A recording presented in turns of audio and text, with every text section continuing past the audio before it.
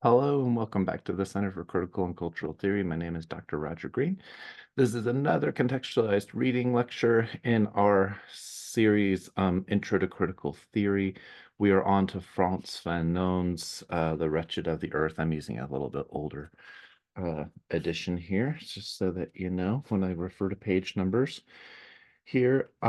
There has been a lot of coverage of Fanon recently. So when I look at other podcasts and things like that, there is a lot of coverage of his life. There was a recent podcast by the journal Telos in New York where there's some arguing going on um, uh, about Fanon, and I'm forgetting the two thinkers' names, but it's a recent discussion. So that is to say that it's an ongoing discussion, thinking about how Fanon might be relating to current times. They're particularly, of course, thinking of the situation with Israel and Gaza, which is ongoing as I am making this course. And so there are lots of things that might resonate for people in various different ways from Fanon. I think the big point of that podcast, and I agree with the presenter, is that Fanon's overarching project probably needs to be taken into account rather than just like the first chapter, which is the most famous chapter of Wretched of the Earth, which is called Concerning Violence. Um, uh, Wretched of the Earth is written at the end of Fanon's life. He dies very young, unfortunately, of leukemia, I believe. He's born in 1925 in Martinique, which is a French colonial island in the Caribbean. Grows up, he's of French and African descent, and on the African side, of course, descendant of slaves in the Caribbean. And but he has a fairly middle class upbringing, thinks of himself as a French citizen, as one is taught to do, no matter where you live on the planet. According to French thought, if you're a French citizen, if you're born in Martinique, you're no less French than if you're born in mainland France. At least politically speaking, but that's not the case, you know. So when Fanon finishes school, he studies under Aimé Césaire, who writes another important book called Discourses on Colonialism, which I almost put into this course, but I find that his references, partly because he's literary, it's a little bit more obscure for people who've been mostly reading in the philosophical tradition, but I definitely suggest it. It's short and easy to read, and it's accessible online. Aimé Césaire's Discourses on Colonialism. So Césaire definitely leaves a mark on Fanon as a thinker. Césaire is part of a movement that is called the Negritude movement.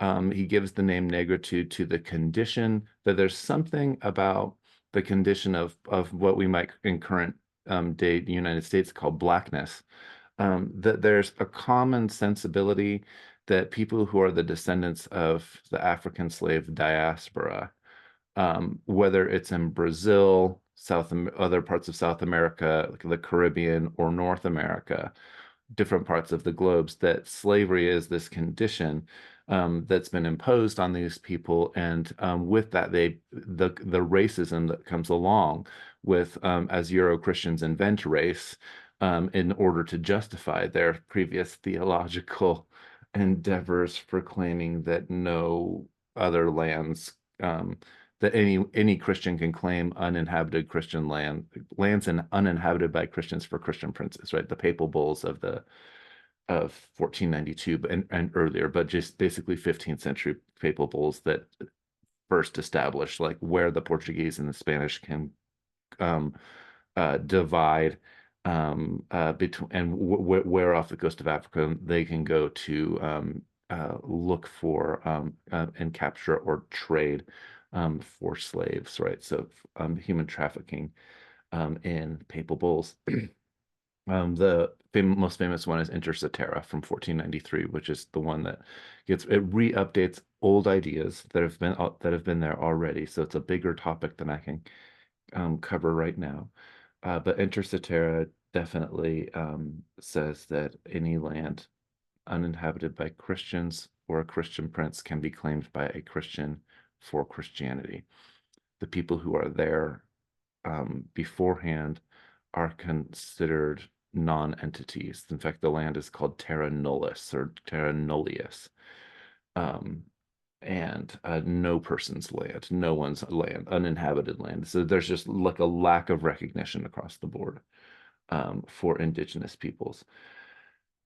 Uh,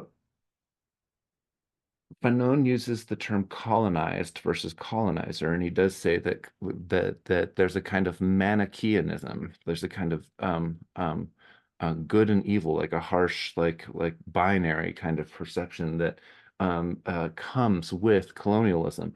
And I mentioned this at the beginning because a lot of times when people are not used to reading about this kind of stuff, they try to charge the colonized person with oh, you're just being Manichaean. You're just making a big bad other of of Europe or Euro-Christian or European culture, whatever our terms that we're using. And it's like that's the conditions of colonialism that produce that binary, that lump all of these different cultures into one culture. Like for example, in the United States here, like the use of the word Indians for all indigenous people here, right? Whether um whether you're in the middle of the country, whether you're like one of the Six Nations up around the Great Lakes, whether you're on the West Coast, all the way down to Florida, right? Like that, the term, which is like most, I mean, indigenous people, of course, know this, like is wrong, right? Because Columbus thought he was in India to begin with, so we start that term starts getting used, but it gets used by both sets of entities. It's imposed onto various different cultures, but also using it for when they use it, and when indigenous people, like Onondaga or a Washaje person, uses that term to have discourse with non-indigenous folks, it creates a kind of cipher, it creates a kind of buffer also, I think, between, because for indigenous people, it might be that like your clan is much more important than even what nation you are, or the way that a lot of Euro Christians use the word tribe. For example, I try to push away from that to use nation, because the treaties that were originally signed were nation to nation treaties. And every time we use tribe, it's a way of diminishing that sort of thing. Also, the languages of the treaties oftentimes will use terms like Indian in them. And so we have to keep that word around and hovering. It's still used in major publications like Indian Country Today and stuff, right? Even though in I think politically correct language, we sometimes refer to Native American or something like that. Um, or we might, in land recognitions, which is their own kind of colonial rhetoric, um, we might name different nations or something like that. But a person's actual sort of personal name, if it's like within indigenous culture, it might be much more um, intimate and important, what clan they belong to. Can't say much more about that, but I want to say that what Fanon does consciously is he wants to talk about the category of the colonized, which embraces all of these people. And because he uses that, although race and racialism is definitely part of his personal experience being a black man in France, um, he chooses not to talk about the language in terms of racism specifically. He thinks that it's colonialism. So racism is an extension of, or some part of the apparatus of colonialism itself. Colonialism is inherently violent. And so his famous charge in this chapter concerning violence from the beginning is that decolonization will be violent too. And so this leads less critical readers to think that he's just advocating open violence by post-colonial or anti-colonial uprisings. That's only that would only be a little part of it. And it's a really narrow way of thinking about what violence is. And again, it does this thing that the same thing that the Euro-Christian colonizer, when they say, "Oh, you're bringing this Manichaeanism and baking a big bad other out of me," it's a blaming of the victim that happens, right? So, like, it's the conditions of colonialism that make that kind of binary divide to begin with, right? And to turn around and say that the person who is the victim of that, who is critiquing the condition itself, is somehow making a straw man out of colonial history or something, is a way of blaming the victim. And so that we will see that kind of attitude, just like saying like, oh, well, there was an uprising or there was a an insurrection or something like this among the colonized peoples. What violent barbarians they are, as if they were the ones who invented the violence, right? Again, that's a convenient way of blaming the victim that leads us basically nowhere in thinking about actual conflicts between people. We have to, unfortunately, dig deeper than that. And a lot of people who are, especially in the colonizer position, and I say this being a Euro-Christian myself, squatting on native land here, a lot of whether we call them settler colonizers or just colonizers, a lot of people have very, very short memories when it comes to colonial history. I tend to just on the subject of settler colonialism, which is a huge topic right now, and I just follow my colleague Tink Tinker, who's Washache or Osage. Um, I just tend to read it more as colonialism itself. Yeah, settlers intend to stay with colonialism, but it's no less colonialism than people just benefiting in a certain country. And I think that if we just talk about settler colonialism, it doesn't allow us, like if we talk about colonialism more broadly, it allows us a little bit more capacity to think about why mass migrations are happening so much in the world right now, which are the results of an ongoing colonialism. So for me, definitely colonialism is in the present. For Glenn Sean Coulthard, who we read earlier this quarter, or this, sorry, excuse me, this semester, um, colonialism has never ended, right? So there's nothing post-colonial about indigenous people's lives.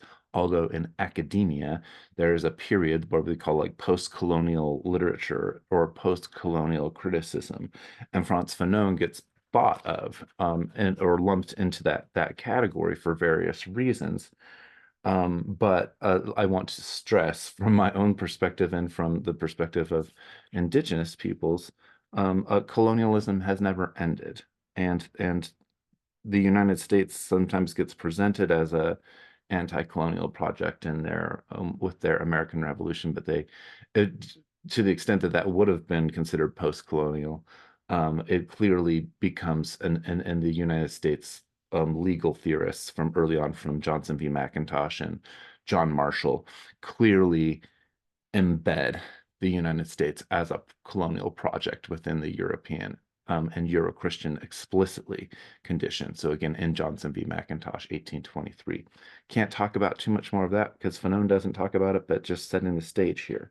So Fanon says, famously, on page 35 of this text, it's the first page of his text, there's an earlier famous introduction by Jean-Paul Sartre, and Sartre the, has been criticized for misunderstanding Fanon, and I'm just not going to cover it. I just know that it's out there, and he's received lots of criticism for it.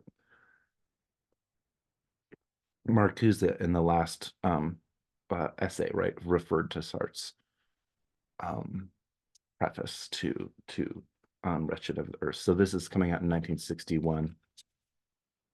His first book is called Black Skin, White Masks, and Fanon ends up being, after fighting in the war in World War II for France, he realizes that he's still considered a second-class citizen, and because of his race, and because he was born in the colonies and not in the metropole, and so this leads him to into psychology in order to uh, try to make sense of the colonized person's position, and particularly through a psychological lens. So he says national liberation, national renaissance, and the restoration of nationhood to the people, commonwealth. Whatever may be the things used or the new formulas introduced, decolonization is always a violent phenomenon. That's like sentence number one. It's a lot of people just take that as like the one-liner from Fanon and run with it. Decolonization is going to be violent. How can it not be? Colonization itself is ongoing daily violence. Um, so it's not there is no option to just stay colonized and avoid violence. Your violence is just being enacted on you if you're colonized. He says, at whatever level we study it, the relationships between individuals, new names for sports clubs, the human admixture at cocktail parties, in the police, on the directing boards, or national or private banks, decolonization is quite simply this replacing of a certain quote species of men by another quote species of men. Without any period of transition, there is a total, complete, and absolute substitution. It is true that we could equally well stress the rise of a new nation, the setting up of a new state, its diplomatic relations. Um,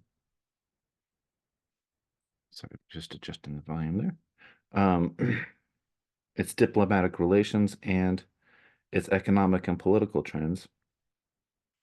But we have precisely chosen to speak of that kind of tabula rasa, which characterizes at the outset all decolonization. It, its unusual importance is that it constitutes from the very first day the minimum demands of the colonized. To tell the truth, the proof of success lies in a whole social structure being changed from the bottom up. The extraordinary importance of this change is that it is willed, called for, demanded. The need for this change exists in its crude state, impetuous and compelling in the consciousness and in the lives of men and women who are colonized. But the possibility of this change is equally experienced in the form of a terrifying future in the consciousness of another, quote, species of men and women, the colonizers. So that's paragraph one. If you remember back to the Marcuse reading and the last video lecture, a lot of the quick responses that Marcuse is giving, the way he uses tabulae rasa in plural, right? The way he's talking about up, revolution from the bottom up, and the way that he qualifies that against Barrington Moore's interpretation of the fall of Rome as being a top-down type of um, situation.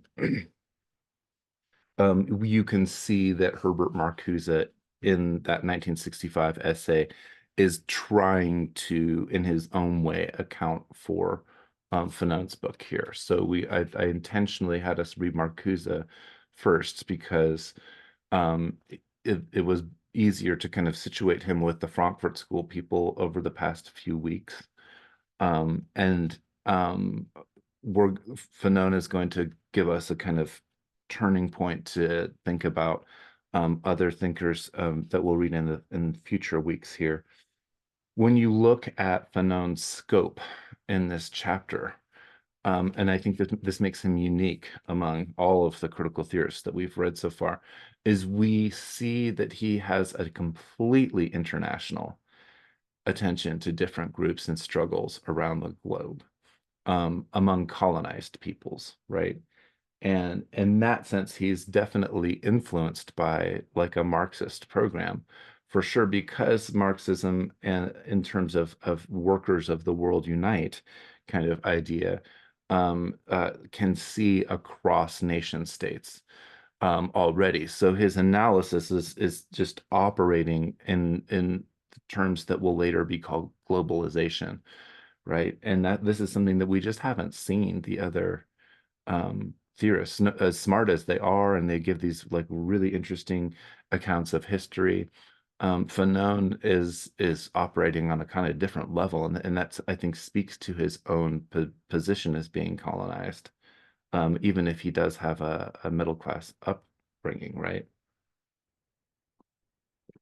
His point is that you hit a glass ceiling, um, uh, as somebody of color in the colonized situation of France. He's of course writing this, and comes across um, uh, during the Battle of Algiers, or through as Algeria is battling France in the late 1950s, to um, in an anti-colonial situation. And so he ends up being a writer and thinker, who aligns himself with the Algerians in that particular movement. So he's definitely a political figure at this time in his life. He's an activist. And I want you to maybe be, somebody might be too quick to say that he, because of his privileged upbringing, he is speaking for other folks. I think that that is an oversimplification, although it's a phenomenon that gets that where thinkers from the so-called third world get charged with that sort of thing because they're simply enacting their own privileged status of education. And the reason why I think it's too easy to jump to that kind of criticism is that he will make criticisms himself of the intellectual who's bourgeois, who is of the colonized class, later on in the text. Antonio Gramsci, who we're not reading in this class, has a whole theory of the organic intellectual, right? So he's gonna be careful about like the charges that sometimes get laid towards these thinkers, as if colonized people or indigenous people are incapable of being intellectuals or something like that, right? Or they're incapable of learning in Euro-Christian settings. Um, how can you speak for the people? You sound like me. Um, he goes on, uh, he says decolonization, which sets out to change the order of the world, is obviously a program of complete disorder, but it cannot come as a result of magical practices, nor of a natural shock, nor of a friendly understanding. Decolonization, as we know, is a historical process. This is to say that it cannot be understood, it cannot become intelligible nor clear to itself, except in the exact measure that we can discern the movements which give it historical and form and truth. Decolonization is a meeting of two forces opposed to each other by their very nature, in which in fact we owe their originality to that sort of substantification which results from and is nourished by the situation in the colonies. Their first encounter, excuse me, was marked by violence and their existence together.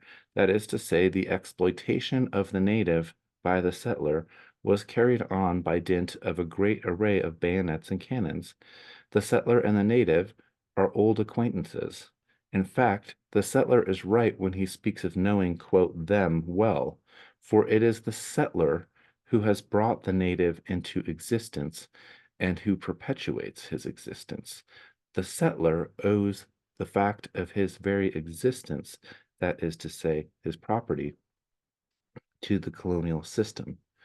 Again, this is how I want you to think maybe about like a term like Indian or native. These categories only become necessary through the colonization process itself. And so they are, yes, the colonized is a kind of invention. Just like race is a kind of invention. The notion of the Indian is a kind of invention. It has reification, to use our critical theory terms, right? It has real concrete effects on these people's lives and the world, but it is nevertheless the product of a binary type of relationship that is set up by colonization itself. He says decolonization is the veritable creation of new men. So again, this idea of a new species showing up. There is in that historical process, we can hear Hegel in the background for sure. And Glenshon Coulthard was dealing with Hegel in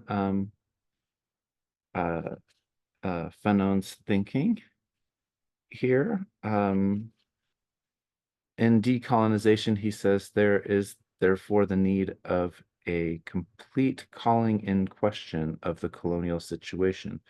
If we wish to describe it precisely, we might find it in the well-known words, the last shall be first and the first shall be last. Decolonization is the putting into practice of this sentence. That is why, if we try to describe it, all decolonization is successful. So yeah, this is like, yeah, reaching back to early gospel literature there, right? This naked truth of decolonization evokes for us the searing of bullets and bloodstained knives which emanate from it. For if the last man shall be first, this will only come to pass after a murderous and decisive struggle between the two protagonists. That affirmed intention to place the last at the head of things and to make them climb at pace, too quickly, some might say, the well-known steps which characterizes an organized society can only triumph if we use all means to turn the scale, including, of course, that of violence. You do not turn any society, however primitive it may be, upside down with such a program if you have not decided from the beginning, that is to say, from the actual formulation of that program, to overcome all of the obstacles that you will come across in so doing. The native who decides to put the program into practice and to become its moving force is ready for violence at all times. From birth, it is clear to him that this narrow world strewn with prohibitions can only be called into question by absolute violence. The colonial world is a world divided into compartments. It's probably unnecessary to recall the existence of native quarters and European quarters of schools for natives and schools for Europeans in the same way that we need not recall apartheid in South Africa. Yet if we examine closely this system of compartments, we will at least be able to reveal the lines of force it implies. This approach to the colonial world, its ordering and its geographical layout will allow us to mark out the lines on which a decolonized society will be reorganized. So again, as he has been read, and he's informed Black Panther movements, just like Marcuse has as well. In saying that this is going to be violent, he is not saying that colonialism itself is not daily violence against people, right? There is a historical way that he wants to conceive of this that is definitely Hegelian in approach, and that's why I definitely, although he's not part of like the Frankfurt School critical theorists, he's doing critical theory for sure. But he has a different methodology than the Frankfurt School theorists, right? So he says the colonial world is a world cut in two. The dividing line, the frontiers are shown by barracks and police stations. In the colonies, it is the policeman and the soldier who are the official instituted go-betweens, the spokesman of the settler and his rule of oppression. In capitalist societies, the educational system, whether lay or clerical, um, the structure of moral reflexes handed down from father to son, the exemplary honesty of workers who are given a medal after 50 years of good and loyal service, in the affection which springs from harmonious relations and good behavior. All these aesthetic expressions of respect for the established order serve to create around the exploited person an atmosphere of submission and of inhibition, which lightens the task of policing considerably. Propaganda, indoctrination, habitude, all of this sort of stuff. What Fanon is saying is that the colonized subject is taught to be submissive psychologically over time and over generations. And I think that when we start thinking about what decolonization means, or decolonization being an internal process as well as an external one, that it can't just be as the Glensham Coulthard piece that we read a few weeks ago.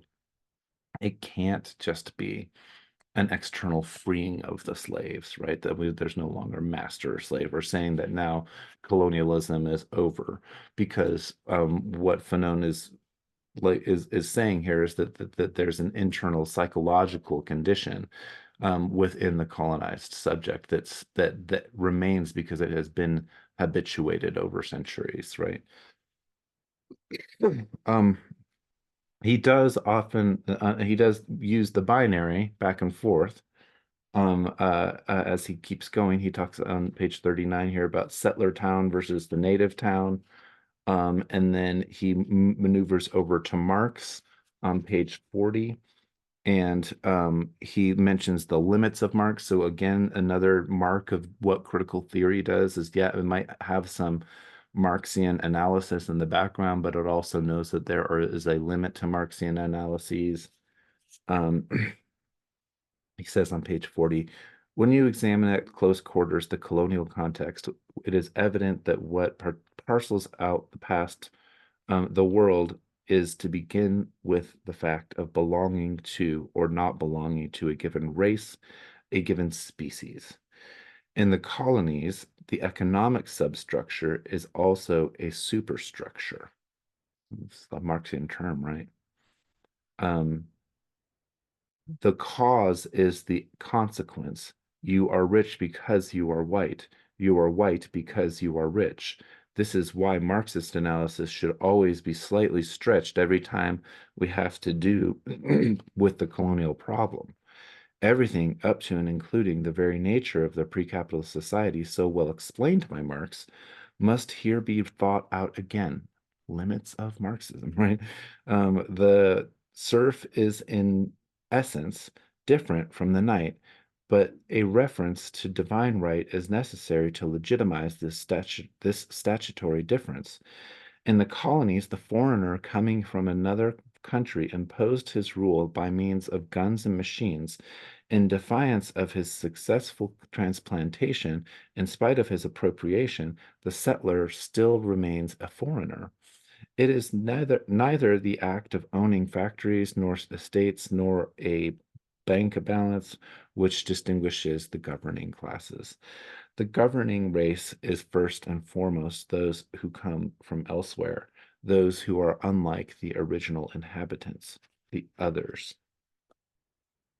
Over on page 41, the natives' challenge to the colonial world is not a rational confrontation of points of view. It is not a treatise on universal, but the untidy affirmation of an original idea propounded as an absolute. The colonial world is a Manichaean world. It is not enough for the settler to delimit physically, that is to say, with the help of the army and the police force, the place of the native.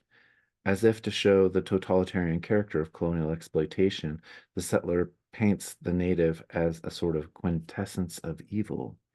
So this happens a lot in U.S. thought, like where it's like colonizers will um, uh, vilify Native Americans and talk about how savage they are, as the Declaration of Independence calls them, right? So from the beginning, that kind of attitude exists. I've listened to a something from the New Books um, pro uh, project. It's like a podcast that like listens to new academic books in various different fields, and I can't remember the author, but they were doing a study of settlers on the like the Oregon Trail or the Overland Trail. And their burial practices and all of the violent things like cholera, like that settlers were so confronted with death, but they tended to also manifest it in terms of these projections of evilness onto Indians as well up here in Turtle Island. Uh, He says native society is simply described as a society lacking in values. It is not enough for the colonists to affirm that those values have disappeared from, or still better, never existed in the colonial world. The native is declared insensible to ethics. He represents not only the absence of values, but also the negation of values. So we think about Marcuse, who we read before this, and his account of liberalism and John Stuart Mill, that is exactly liberalism. That description there, he's not using the term there, is that the idea, but the idea of liberalism and its more, quote, humane approach to educating the natives is that they need to be educated for assimilation, right? They need to be educated to become Christians, as the Christian schools, both Catholic and Protestant, um, uh, did in the reservations, and that's a longer history going back to the encomienda system, of course. So well before Spanish colonization is over here in the continents, for a century before the English settlers start coming in to Turtle Island, in so-called New England, right? And then he mentions the Algerian people here, but he quickly jumps to this global context, right? So he says all val on page 42, all values, in fact, are irrevocably poisoned and diseased as soon as they are allowed to contact with the colonized race. The customs of the colonized people, their traditions, their myths, above all, their myths, are the very sign that the poverty of spirit and of that poverty of spirit and of their constitutional depravity.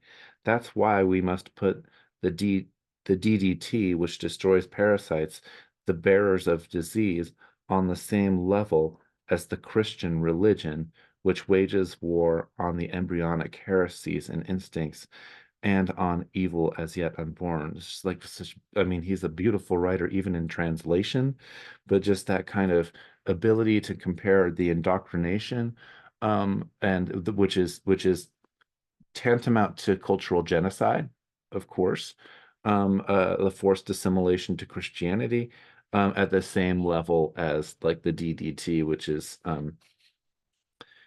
being the chemical of destruction of instrumental reason that's being brought to places. And he says explicitly of Christianity below, I speak of the Christian religion, and no one need be astonished. The church in the colonies is the white people's church and the foreigners' church. She does not call the native to God's ways, but to the ways of the white man, of the master, of the oppressor.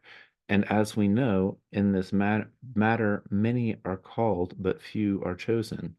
At times, this Manichaeism goes to its logical conclusion and dehumanizes the native, or to speak plainly, it turns him into an animal. So again, this kind of species talk and this kind of mentioning that the perception is somehow that the native or the indigenous person um, uh, is a different quote species. He uses quotations all the time. He knows that he's not talking about biology, but he is talking about the way that history has produced a conception that the colonized person is somehow either subhuman or more animal than human. This is part of what I've called, for the past few talks that I've been giving, and in my book, the Euro-Christian or European fantasy structure, right? That relegates indigenous people to the lives of children, right? So, like, for example, Bartolome de las Casas, right, in his short account of the destruction of the Indies, which my high school students are reading right now. So I just had it right at hand. Um, uh, he will say, um, one God-fearing individual was moved to mount an expedition to seek out those who had escaped the Spanish trowel and were still living in the Bahamas, and to save their souls for converting them to Christianity. But by the end of a search lasting 3 whole years, they'd only found only 11 survivors. So he's talking about the genocide of people who, of course, the decline of population first on the island of Hispaniola, and then the native population has been wiped out, and then the colonizers start bringing in slave labor from the surrounding islands, and so it's this kind of wave of genocide. But what he contrasts that with so often is that there's some sort of innocence that all of the native peoples have. The simplest people in the world, unassuming, long-suffering, unassertive, and submissive, they are without malice or guile, and are utterly faithful and obedient to their own native lords and to the Spaniards who in service they now find themselves. Never quarrelsome or belligerent or boisterous, they harbor no grudges and do not seek to settle old scores. Indeed, the notions of revenge, rancor, and hatred are quite foreign to them. So he's, mapping his own kind of fantasy onto native peoples, although of course, yes, they didn't know what the weapons were. They had no knowledge of the metal, and this is something that's commented on in Columbus's voyages, that how easy he could, with 50 men, he can subdue the entire island and put these people into slavery. So I read Bartolome de las Casas to see that this is centuries long in formation, that on the one hand, there's this kind of view of the indigenous person as being innocent, peaceful, not knowing even how to fight, being naturally submissive, so he would make a good slave, basically. And then the flip side of that is like the image of the savage Indian, right? Who in their savageness justifies the the the so-called just war theory, right? Justifies the colonial violence itself. So it's like it's a praising and blaming the victim, and it's not in neither case is it an actual picture of the victim.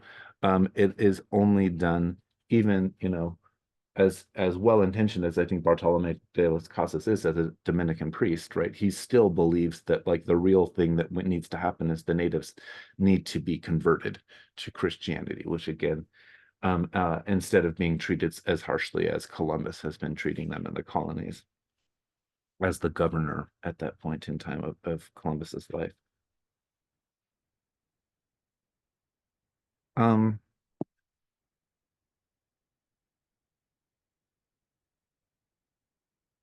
Over on page 43, he says, um, for the native knows that he is not an animal, and it is precisely at the moment that he realizes that his humanity that he begins to sharpen the weapons with which he will secure its victory.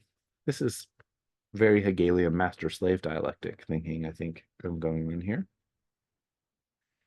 He says, as soon as the native begins to pull on his moorings and to cause anxiety to the settler, he is handed over to the well-meaning souls who in cultural congresses point out to him the specificity and wealth of Western values. But every time Western values are mentioned, they produce in the native a sort of stiffening or muscular lockjaw. Over on page 44, he mentions that land is the thing at the basis for all what the colonizers want. He says for uh, a colonized people, the most essential value, because the most concrete, is first and foremost the land, and land being which will bring them bread and above all dignity. So the land is the thing that is taken, of course. The colonial bourgeoisie, when it realizes that it is impossible for it to maintain its domination over the colonial countries, decides to carry out a rearguard action with regard to culture, values, and techniques. And it says, so like, if we can't take them by force, we will take them by ideology and conversion, right? um, Page 45, by settling themselves apart in an abstract manner, the liberals try to force the settler into thinking, into taking a very concrete jump into the unknown. Let us admit it, the settler knows perfectly well that no phraseology can be the substitute for reality. So the settler knows that deep down that the ideological conditions being posed for the so-called betterment of the native peoples is at base just pacifying them enough to keep the exploitation continuing. I'm going to skip ahead a few pages here, where he starts talking about in pages 48, page 49, he talks about the the native intellectual and how the native intellectual so easily becomes the pawn of the oppressor. He says on page 49, in order to assimilate and to experience the oppressor's culture, the native has had to leave certain of his intellectual possessions in pawn. These pledges include his adoption of the forms of thought of the colonialist bourgeoisie. It is not just the thinking, it is not just the ideology, it is the form of thinking itself. Um, he says at the bottom of that paragraph, now the fella, the unemployed man, this is who Jack Kerouac totally romanticizes this figure in a lot of his later books, the Fellaheen Streets.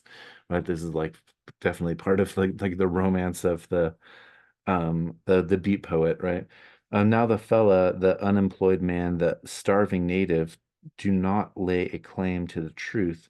They do not say that they represent the truth, for they are the truth. Next paragraph, middle. The inclusion of the native intellectual in the upward surge of the masses will, in this case, be differentiated by a curious cult of detail. That is not to say that the people are hostile to the analysis. So the native intellectual, like it gets super passionate and super detailed. People aren't necessarily hostile, but what can sometimes happen is that the native intellectual gets carried away with their own analysis and just gets stuck in there in the analyzing process itself. So he says that is not to say that the people are hostile to analysis. On the contrary, they like having things explained to them. They are glad to understand a line of argument, and they like to see where they are going. But at the beginning of his association with the people, the native intellectual overstresses details and thereby comes to forget that the defeat of colonialism is the real object of the struggle. I mean, think about like a character like Subcomandante Marcos in the 1990s in Mexico, for example. That might be a nice sort of comparison there.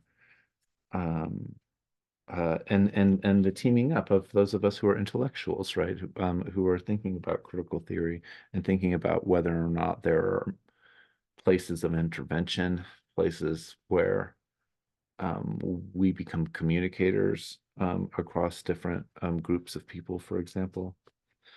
He moves on to the idea of truth, though. So this becomes a theme. He says, truth is that which hurries on the breakup of the colonialist regime. It is that which promotes the emergence of the nation. It is that all that protects the natives and ruins the foreigners. In this colonialist context, there is no truthful behavior, and the good is quite simply that which is evil for them. I think, again, comparing back to Marcuse from last time, this notion of truth has a kind of processional development to it. And the truth is that that the colonialist power is a fiction, right? The idea that these that some people are better than others, that they're more naturally more intellectual, that they're more human than other people's. This is all falsity and a lie. And so the truth has to sort of like come out over time. Um, he compares the settler, he said, but says the settler makes history, his life is an epoch, an odyssey. He is the absolute beginning. Quote, this land was created by us, right? Um, the famous Woody Guthrie song, although Woody Guthrie has some politics I agree with in other songs, but like the This Land is Your Land song, even though it's meant in many ways. There are verses that are very critical and left leaning, of course, like there are Native American versions of that song that have funny twists on the lyrics, like it still frames the land in terms of possession by people. Um, he says, quote, this land was created by us, and he is the unceasing cause, the settler is the unceasing cause. If we leave, all is lost, and the country will go back to the Middle Ages. Over against him, torpid creatures, wasted by fevers, obsessed by ancestral customs, form an almost inorganic background for the innovating dynamism of colonial mercantilism. In the middle of the next paragraph, like, so the settler is making this kind of history, and they feel like their history is undone by the decolonial movement, right? Arlie Hochschild, I've mentioned in an earlier lecture, strained her recent sociological study of rural conservative folks in Louisiana in the United States. It's a book called Strangers in Their Own Land. And she talks about the kind of metaphorical thinking that many conservatives have. The idea that like they've been waiting in line for this thing called the American dream that has been promised at the foundation of the nation. And they see immigrants coming and getting and cutting in line in front of them, right? So they've already spatialized this thing called the American dream, and which they believe that they are due, by the way. And they don't, many of them maybe don't have outright hostility to the idea that other people might be able to get it, achieve it at some point in time.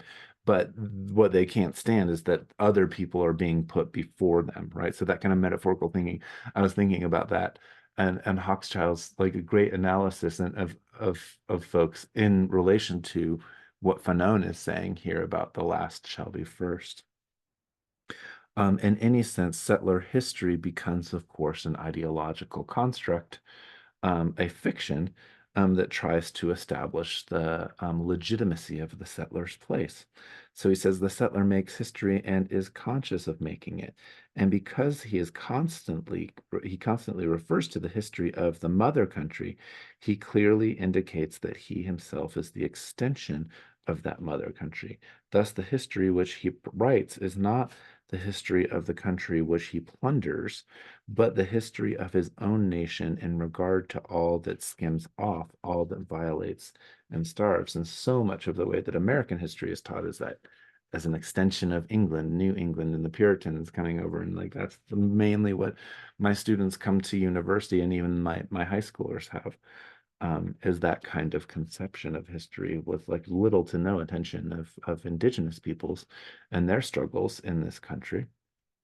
That is just an act of rhetorical erasure by the colonialist school system, even in its most liberal forms. Page 52, he says the colonized man will first manifest this aggressiveness which has been deposited in his bones against his own people. This is the period in which the N words, I'm just not going to say that on broadcast media, The N-words beat each other up, and the police and magistrates do not know which way to turn when faced with the astonishing waves of crime in North Africa. We shall later see later how this phenomenon should be judged in a later chapter. So he talks about this internalized violence Native peoples against each other that is an expression of their psychological helplessness. Um,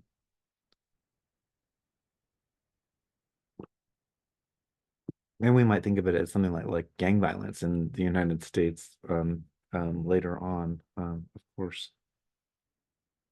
Page 53, you can't say that or he says, the native's muscles are always tense. You can't say that he's terrorized or even apprehensive. He is, in fact, ready at a moment's notice to exchange the role of the quarry for that of the hunter. The native is an oppressed person whose permanent dream is to become the persecutor. So he's talking about this on a psychological level, of course. Um, and another recent book that's worth checking out uh, by last name Mishra, Age of Anger, and very much in a kind of post-Hannah Arendtian fashion is analyzing like the rise of rage and anger in a global way. Mishra's book would be an interesting parallel here. Really nice work. Page 54, he says, thus, collective auto-destruction in a very concrete form is one of the ways in which the native's muscular tension is set free. And so what happens is in that internalized violence, it can be a native against native violence, but it can also be a self-loathing, a self-violence. So it can be suicide, it can be mass um, uh, self-harm, drug abuse, depression, mental illness, whatever you want to call it. Um, and it becomes almost fated to be that way. He turns more and more to psychoanalytic language. At this point, he talks about the libido on page 55, but he says that the libido for the colonized person is not like this individualized, like rational agent libido. He says one of the characteristics of underdeveloped societies is, in fact, that the libido is first and foremost the concern of the group or of the family, the feature of the communities whereby a man who dreams that he has sexual relations with a woman other than his own must confess in public and pay a fine in kind or in working days to the injured husband or family is described by ethnologists. We may note in passing that this proves that the so-called prehistoric societies attach great importance to the unconscious. This is interesting that he like turns to the unconscious and to native peoples, which would be in line with the kind of primitivism that happened as the result of the European fantasy structure. But instead, Fanon is going to read the native group situation instead of the egoist psychology version as having a hold. And then I think that in a more recent thought from my friend Tink Tinker or from some other um, uh, current indigenous thinkers like Mark Freeland, his book on decolonizing the mind, Ajhe Adizi, he's uh, uh, from the Great Lakes region. Mark Freeland's book. I think that's a more current way of thinking about this, like with cognitive science.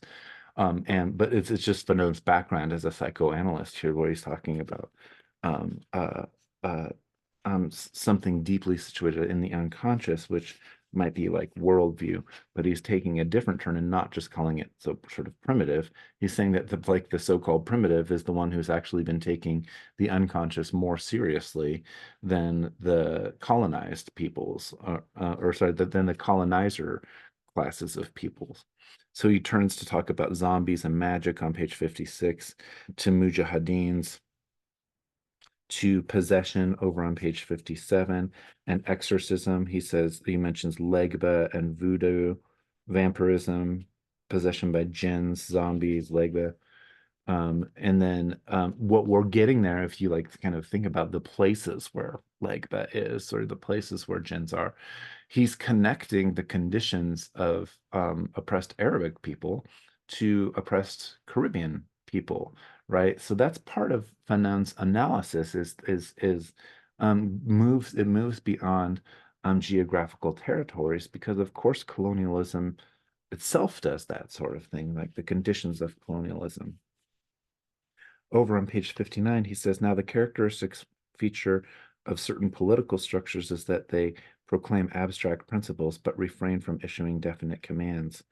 And so what happens, this happens in like the emergent struggle for a so-called liberated or post-colonial society, is you get these kind of puppet politicians who have native ancestry, who seem to speak for the natives, but they call out these like uh, liberal, sometimes democratic values, such as one man, one vote. Um, but it has a kind of emptiness in the cultural situation. He says the national political parties never lay stress upon the necessity of a trial of armed strength, for the good reason that their objective is not the radical overthrowing of the system. So these people end up upholding the system instead of actually being anti-colonial in an authentic sense. Over on page 60, he says, quote, government by the workers. And they forget that in the country it should be nationalist watchwords, which are versed in the field. The native intellectual has clothed his aggressiveness in his barely veiled desire to assimilate himself to the colonial world. He has used his aggressiveness to serve his own individual interests. Now, this is a pretty deep critique of the so-called native intellectual, and I think that again pushes against the idea of just trying to call out Fanon for having grown up in a situation of relative privilege. Um, he maneuvers on. I'm going to skip a few pages again just for time.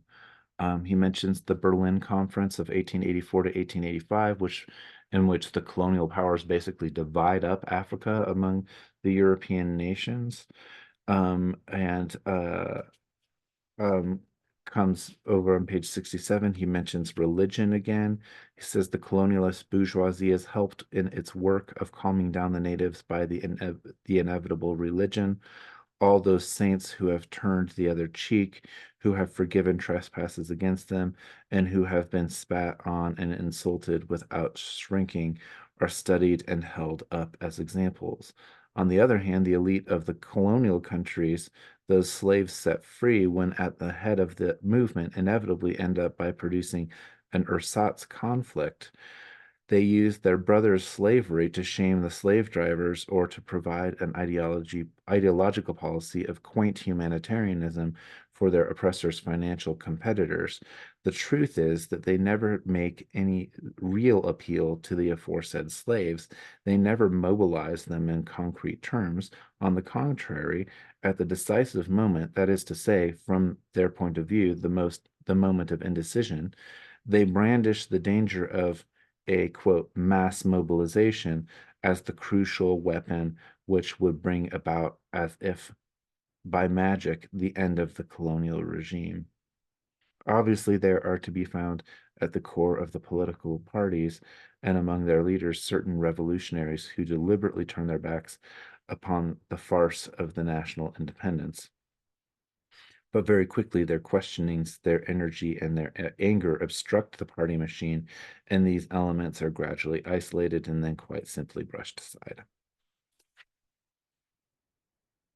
Over on page 68, he says, politicians avoid the actual overthrowing of the state, but in fact, they introduce into their readers or hearers' consciousness the terrible ferment of subversion. So the national or tribal language is often used, and so we get this kind of like soft attention to identity of the colonized peoples that inspires subversion, but then that inspiration for subversion turns into identity. We Negroes, we Arabs, in these terms, which are so profoundly ambivalent, take on during the colonial epoch a sacramental signification. And so with that kind of identity politics of calling a certain group into being to call itself to give itself a kind of self-confidence, it also introduces subversion. But because the state apparatus is still basically the colonial state apparatus is still in place, what it does is it ends up being a way of ferreting out potential real opposition to the state regime by people coming out and protesting or claiming a positive sense of their own identity, right? It's something that Foucault will later call governmentality, but we saw it in Marcuse as well last week. And it's something that we should think about as we maneuver into the second half of the 20th century, where we have like an explosion of discourse in identity politics. What is the work that identity politics does under totalitarian regimes or under neoliberalism, for example? What it does is it gives the powers that be a way to keep tabs on potential subversives, right? He turns his analysis on page 70 to Vietnam, and then he compares it to Congo. Um, uh, he says this is why he's talking about the revolt in 1954, which is in Vietnam against France, of course. This is why a veritable panic takes hold of the colonialist governments in turn. Their purpose is to capture the vanguard, to turn the movement of liberation toward the right, and to disarm the people. Quick, quick, let's decolonize. Decolonize the Congo before it turns into another Algeria. Vote the constitutional framework for all Africa. Create the French communauté.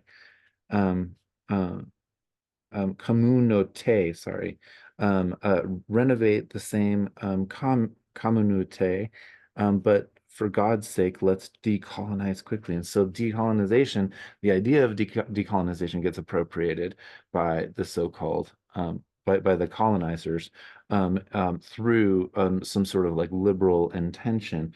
But what it also is doing is because like there's been a regime of capture that has now been able to take account of identity formations of colonized peoples, the intelligence in some respect has been gathered, then what a pushing towards those movements and towards a right-wing nationalism within those movements then is just another way of perpetuating a just kind of war against the native peoples to then justify the fact that they can't run their own country, for example.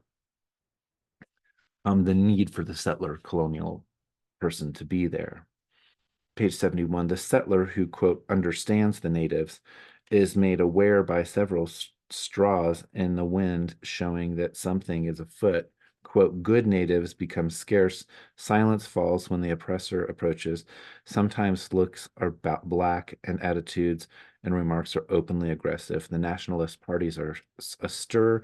They hold great many meetings. The police are increased and reinforcements of soldiers are brought in.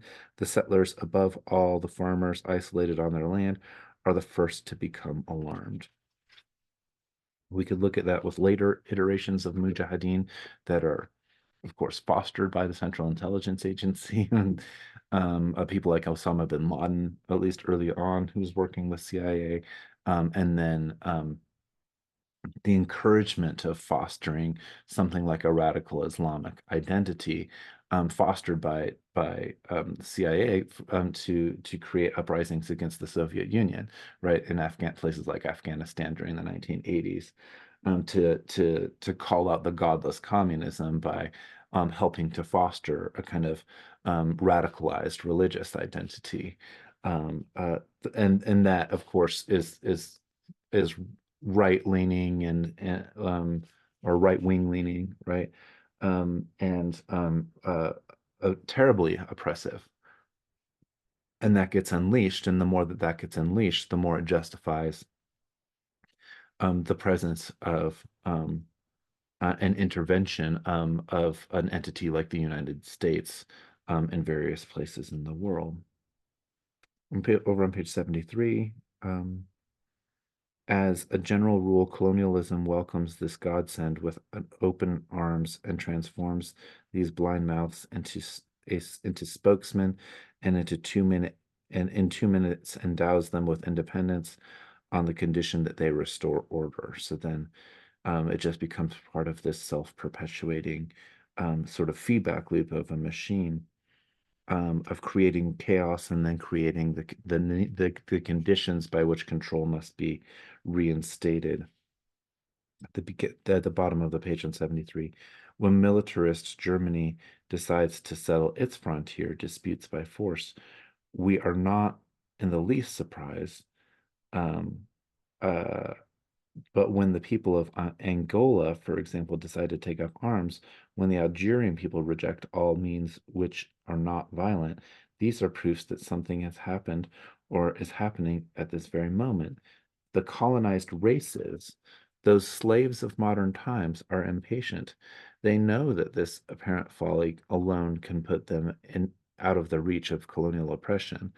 A new type of relations is established in the world. The underdeveloped peoples try to break their chains, and the extraordinary thing is that they succeed.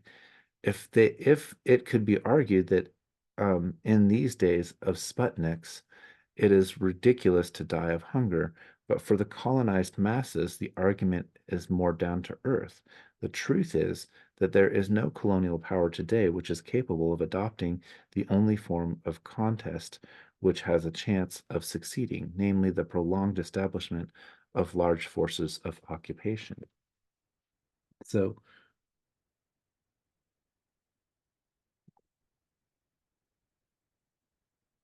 again, it's the natural conditions, it's the economic conditions that Europe can't maintain its colonial hold, especially after World War II. And so that changes the colonizers' attitudes to this kind of like helping people establish democratic regimes or something like that in different countries in the world, but it ends up being a kind of puppet game that's just mentioned in the name of something like people being free. But that that rhetoric is really just hiding the fact that a actual controlled occupation won't necessarily work anymore. He moves down to Moscow and to the domino theory of the Cold War. Of course, this has been written at the height of the Cold War, and he will mention Castro and Cuba and Kennedy.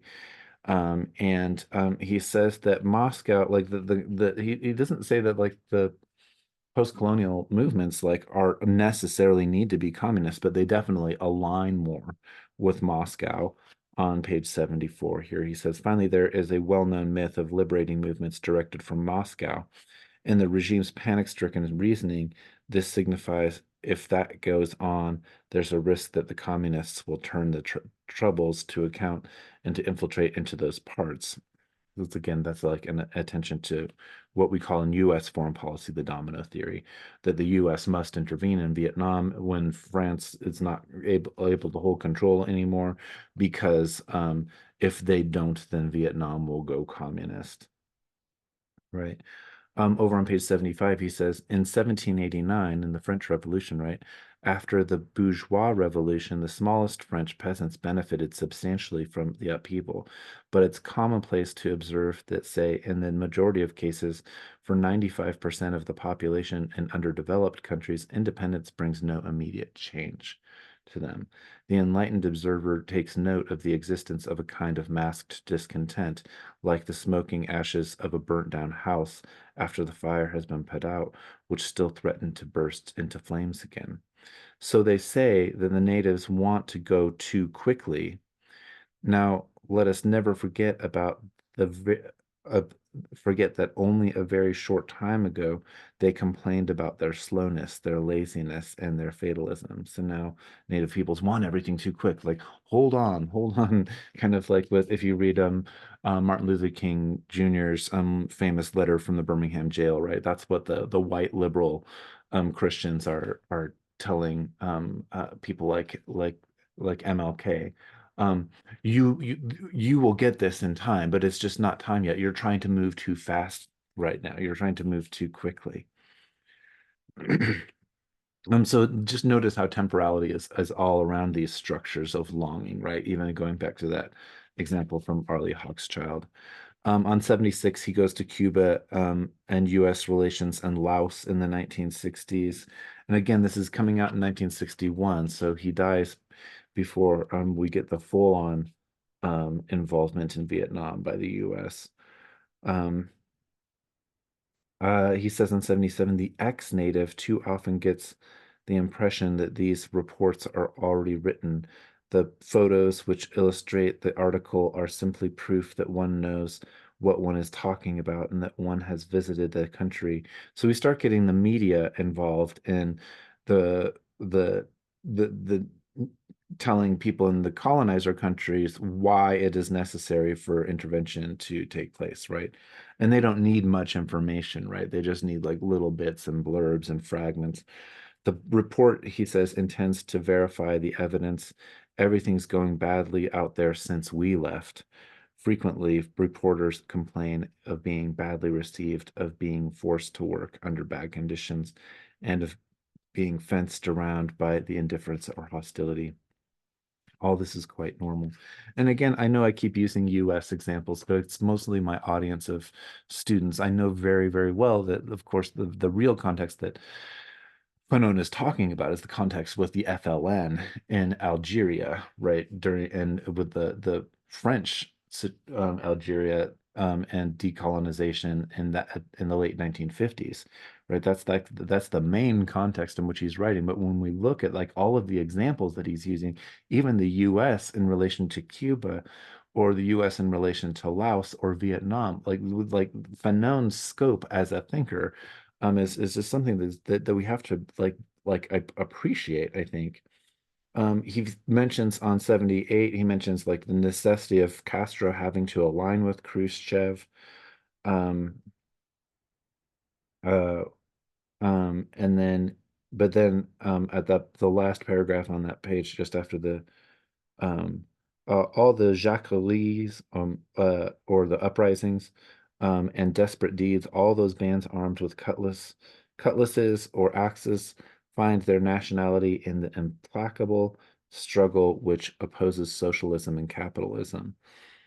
So he mentions like again, this is like the third world, right? Like if the first world is like the US and the Western Bloc, the second world in Cold War terms was the Soviet bloc, and then the third world are all the nations that are just sort of being um, uh, uh, jockeyed or ping ponged in between the two of them.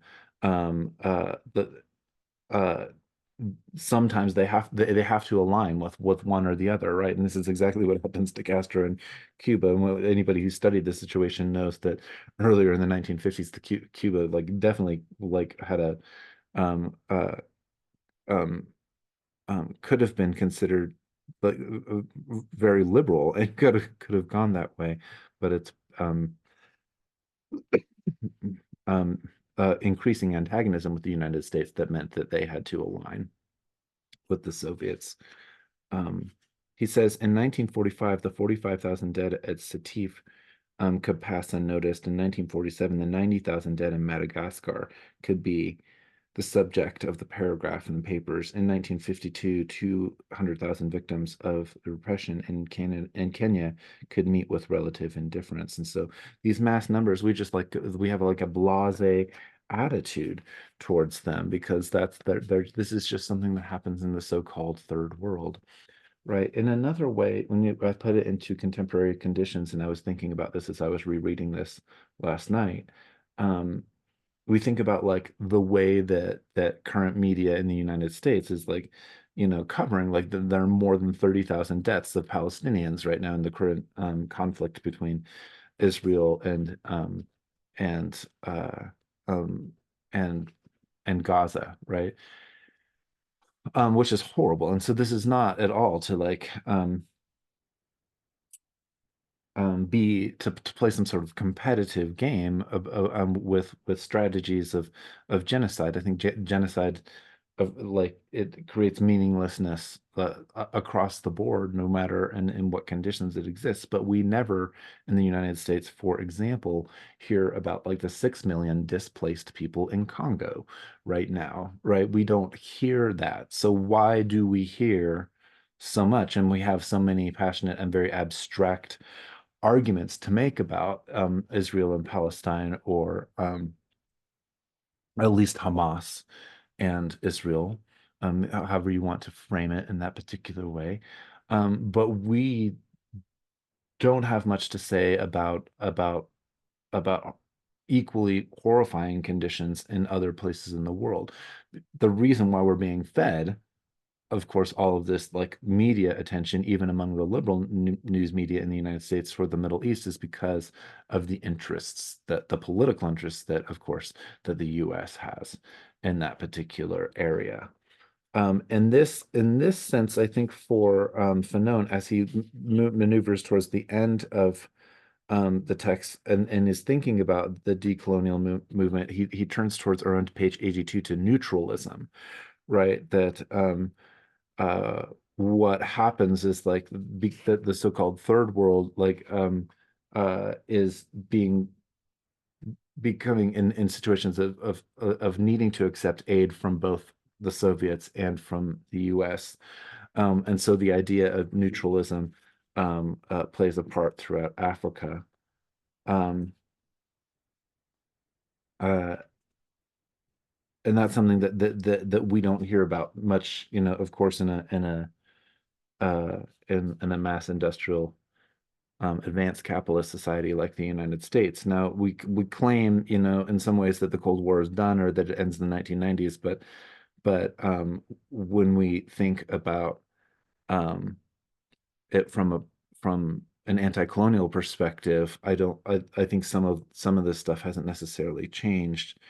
And so we get waves and waves of genocidal violence in different places in the world, but we're insensitive to that, at least in our insulated lives in the United States.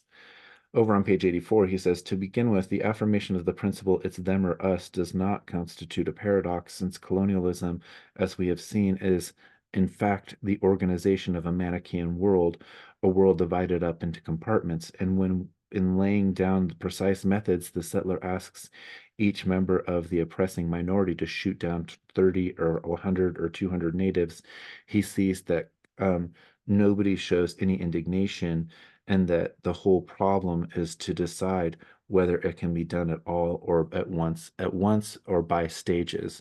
And there's something eerie about those kinds of words and that kind of analysis when we think about what's going on in Israel and Gaza. But for indigenous peoples, like for who are living and have been living for centuries under colonial violence, someone like the Onondaga scholar or Seneca scholar, Barbara Alice Mann, for example, has a theory of fractal genocide, that genocide happens in waves because of colonialism, and that to limit genocide to something like one particular event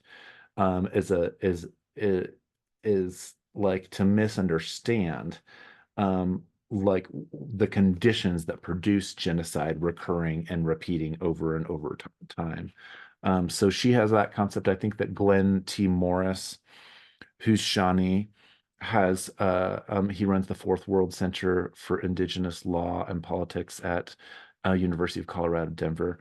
Has also an equally uh, a more temporally um, uh, spread out view of what genocide is. And so um, also, and of course it's not a competition of like which genocide is worse than the others, right? That's something in comparative genocide studies we have to take into account because of the ways that unfortunately some people for their the benefits of their own job positions, want to situate the Shoah or the Holocaust in Eastern Europe in the World War II as being the only form. It is a definitely egregious form. It's not to discount the horror of that particular situation, but when we're looking at genocide as a phenomenon, we must look at it as something that is recurring.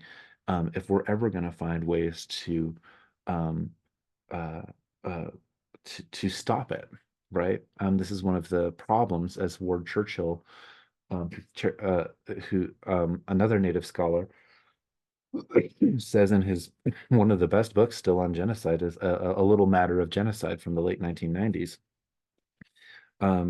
Says like he gives great coverage of the UN's um, uh, convention on the prevention of the crime of genocide, which starts from the late 40s and then gets ratified and or gets signed in 1952. Although countries like the United States don't sign on to it till a little bit later. What happens as Ward Churchill analyzes is that the language around describing what genocide is gets so diluted from Raphael Lemkin's original invention of the term that you can it just becomes rhetorical. In fact, there's a really um, gosh, I'm forgetting the author's name right now. A rhetorical crime is the name of this genocide scholar's book, and it might just pop into my head right now. I'm riffing a lot right now, but the idea is that like in the Cold War, it allows the Soviets to say, well, the US is genociding black people and lynching black people, and not to mention Native Americans with the Termination Act in the early 50s. At the same time, the US is trying to save face on the national stage and say and desegregation becomes its answer to the war crimes and the genocide convention is that the United States needs to clean up its act on the world stage by claiming the benevolence of like, oh, like now we're more enlightened and we have a less segregated society. It's really part and parcel of international relations when we look at it that way, and that challenges some of our liberal progress narratives to say like we're getting better and better and better. It's like we might be getting better and better at manipulating domestic issues to with an eye towards um, uh, the international theater of competition. He mentions Césaire. He has a long excerpt from Césaire's play The Rebel, which I'm not going to go over here, as he maneuvers towards the end of this, and I maneuver towards the end of my lecture for the day. Over on page 92, he says, the fact is that soon we shall have had 7 years of crimes in Algeria, and there has not been a single Frenchman indicted before a French court of justice for the murder of any Algerian. In Indochina and Madagascar or in the colonies, the native has always known that he need expect nothing from the other side. The settler's work is to make even dreams of liberty impossible for the native. The native's work is to imagine all possible methods for destroying the settler. On the logical plane, the Manichaeism of the settler produces a Manichaeism of the native to the theory of the absolute evil of the native. The theory of the quote absolute evil of the settler replies. Over on page 94, he says at the level of individuals, violence is a cleansing force.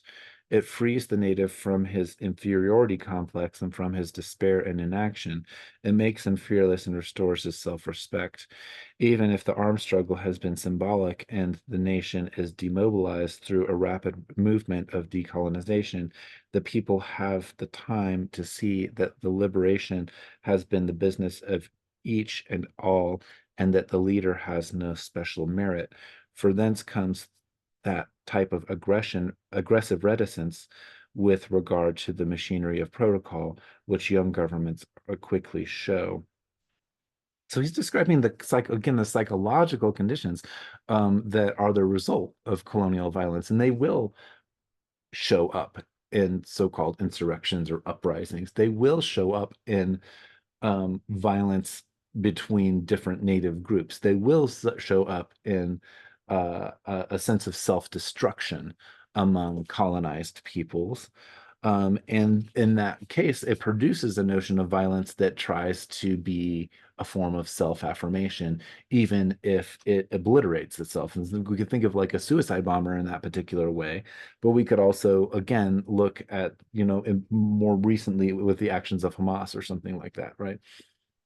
And thinking of a group like Hamas, which initially starts as like very much a kind of like self-help type of like confidence building type of group social entity, right? That becomes necessary, but then it becomes militarized and it goes into this whole other feedback loop of violence. And so if we're going to think about like addressing violence in general, it's not that I think Fanon is saying that like that he's like an advocate for violence. He's giving an analysis of how the psychological formation of the violence works among the colonized subjects.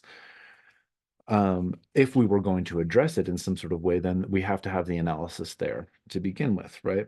So on page 95, he says, violence in the international context. He says, we've pointed out many times in the preceding pages that in underdeveloped regions, the political leader is forever calling on his people to fight against colonialism, to fight against poverty and underdevelopment, and to fight against sterile traditions. The vocabulary which he uses in his appeals is that of the chief of staff: mass mobilization, agricultural front, uh, fight against illiteracy, defeats we have undergone, victories won. The young independent nation evolves during the first years in an atmosphere of the battlefield, for the political leader of the underdeveloped country looks fearfully at the huge distance of his country that his country will have to cover. Down at the bottom of the page, the European states achieved national unity at the moment when the national middle classes had concentrated most of the wealth in their lands. This is a different situation for the rise of bourgeois democracies and governments in Europe, right? Versus the so-called third world. He says shopkeepers, artisans, clerks, and bankers monopolized finance, trade, and science in the national framework. The middle class was the most dynamic and prosperous of all classes. Its coming to power enabled it to undertake certain very important speculations, such as industrialization, the development of communications, and soon the search for outlets overseas. Today, skipping down a paragraph, he says, national independence and the growth of national feeling in underdeveloped regions take on a wholly new aspects. And so one of the problems is going to be, and he mentions like over in a note on the next page, he mentions he's talking about the US's interventions in Cuba, but also in Guatemala in 1954, right, where the US goes in and establishes dictators against people who are democratically elected leaders. They will do it again with Chile in the early 1970s, although that's, of course, outside of the scope of Fanon's book here. And I think that again, like, if we're comparing and looking at material history in like the kind of Marxian terms, like he's going to say that we can't have, and like the liberation struggles for this so-called post-colonial nations, we can't have an attention to the bourgeois middle class because like it doesn't have the hold that grew organically in the European context. Again, he comes back towards the end to talk about the third world. And the third world is situated as a pawn against capitalism and socialism. He says, of course we know that the capitalist regime, insofar as it is a way of life, cannot leave us free to perform our work at home, nor our duty in the world. Capitalist exploitation and cartels and monopolies are the enemies of underdeveloped countries. On the other hand, the choice of the socialist regime, a regime which is completely oriented toward the people as a whole and based on the principle that man is the most precious of all possessions, will allow us to go forward more quickly and more harmoniously, and thus make impossible that caricature of society where all economic and political power is held in the hands of a few who regard the nation as a whole with scorn and contempt. So he's explicitly political about where he thinks that things ought to go. Over on page 101, he says we should flatly refuse the situation to which the Western countries wish to condemn us. Colonialism and imperialism have not paid their score when they withdraw their flags and their police forces and their territories. For centuries, the capitalists have behaved in the underdeveloped world like nothing more than war criminals. Deportations, massacres, forced labor, and slavery have been the main methods by capitalism to increase its wealth, its gold, its or diamond reserves, and establish its power. Not long ago, Nazism transformed the whole of Europe into a veritable colony. The governments of the various European nations called for reparations and demanded the restitution in kind and money of the wealth which had been stolen from them. Cultural treasures, pictures, sculptures, and stained glass have been given back to their owners.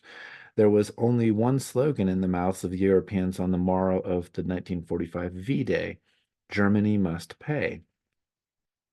But then he says that this is not the same situation, of course, is not even thought about by the first and second world people with respect to the so-called third world. He mentions Latin America, China, and Africa. He says from all these continents under the eyes of Europe today raises up her tower of opulence. There has flowed out of the centuries toward the same Europe diamonds and oils, silk and cotton, wood and exotic products.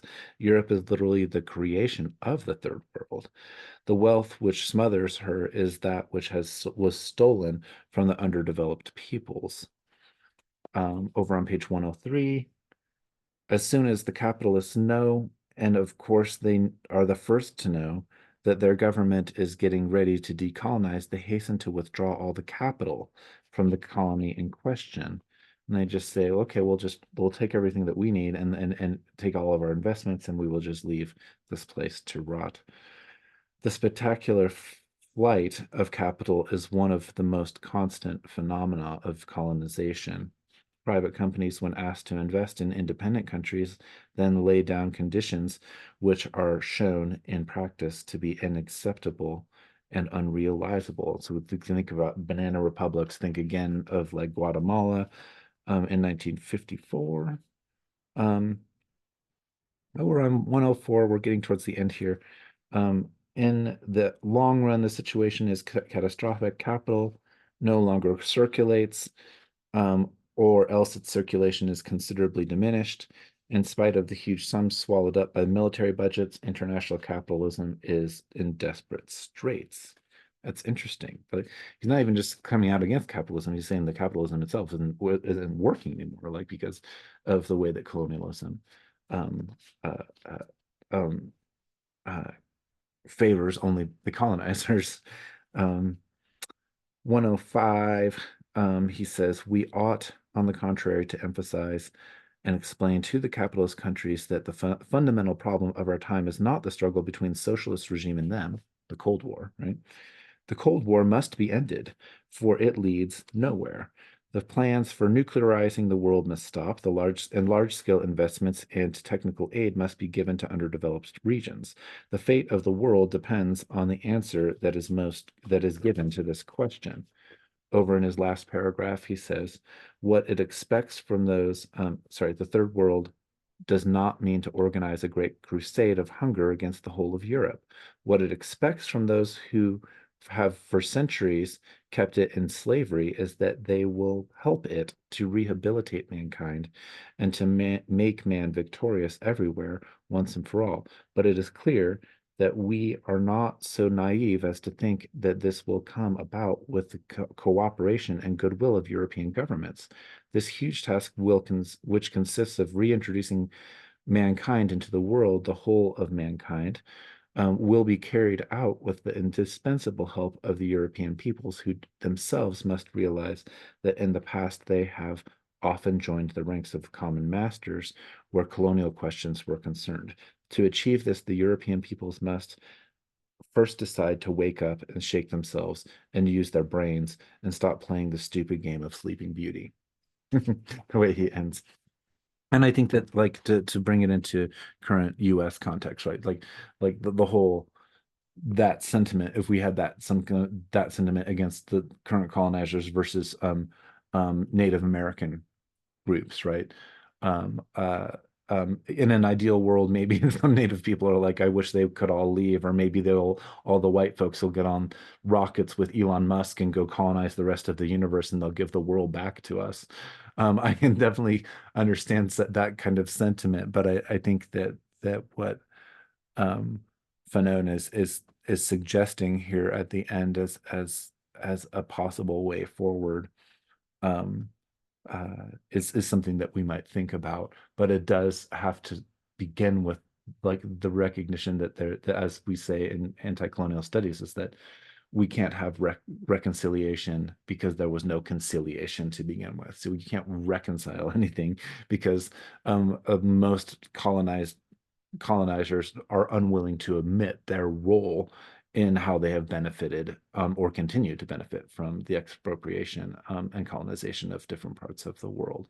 And that's partly just where we're at right now, is the denial of the colonial romance that gets resituated and recast in every new Kevin Costner type of movie. Like look at the Longmire, look at all the ways that in our popular media we've returned to cowboys and Indians in so many ways, with the occasional white person who gets to go and appropriate native cultures and to kind of outdo the natives in their own nativeness kind of thing as well. So that's part of the colonial romance too, but a different context. And so I'm going to end the contextualized reading of Fanon here. I think he's definitely worth continuing to read. He's fruitful for thinking through current conditions that are ongoing. And if I've not said enough for you about Hamas and Israel,